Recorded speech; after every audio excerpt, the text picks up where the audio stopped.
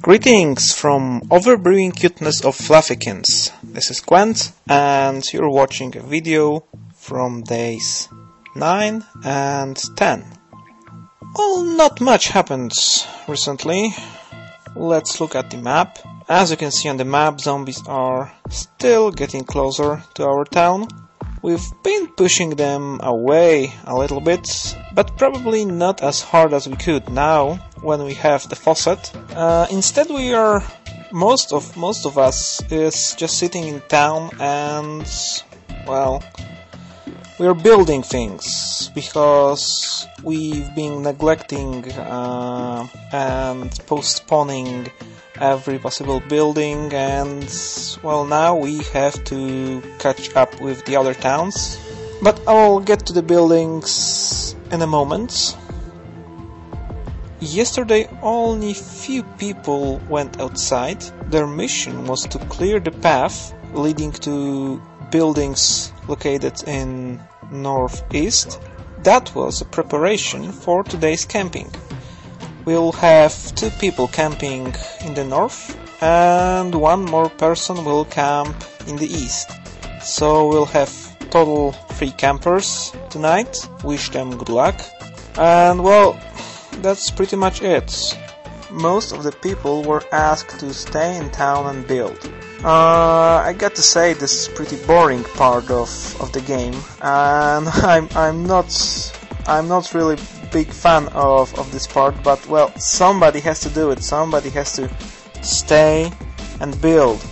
And because I didn't have much time for the game recently, I'm among the ones who builds things.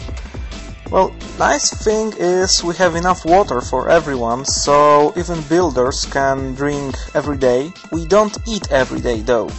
We still have troubles with getting enough food for everyone, so we are rationing it as hard as we can. Let's look at the construction sites. What happens here? Well, we have a blueprint for Builder's Merchant. This is very interesting building. I cannot wait to see it in action because it will allow us to upgrade our homes. Normally you can upgrade your house to house. Well, from tent to hovel, from hovel to shack, and then to house, and that's it. But with this building, it lets you go further, and it lets you build air raid shelter. I'm not exactly sure how is air raid shelter going to help against zombies. I guess some zombies are attacking from air. Isn't that a terrifying idea? Zombie bombing? My god. Anyway, this air raid shelter gives 14 defense points, but the next level, a stronghold, is even better.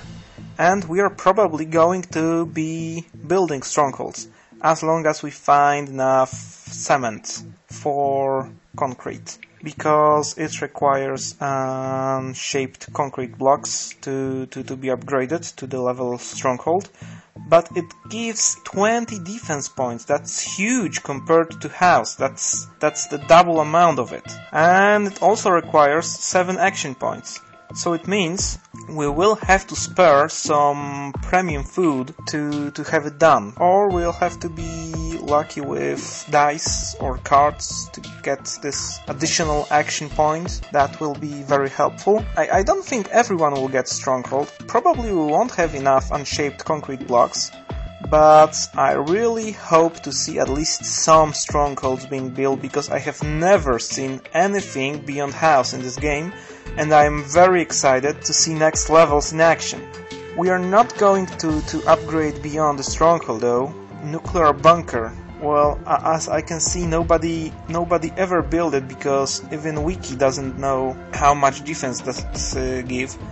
I guess we won't find out because we won't be building it. It requires lots of nuts and bolts, lots of concrete, and even some sheet metal parts. And probably that will be just too much for us. So yeah, we'll probably be having air raid shelters and some strongholds, which probably will be quite an advantage during the late part of the game. I think with strongholds we might have good chances to stay alive even if the attack is too big to handle.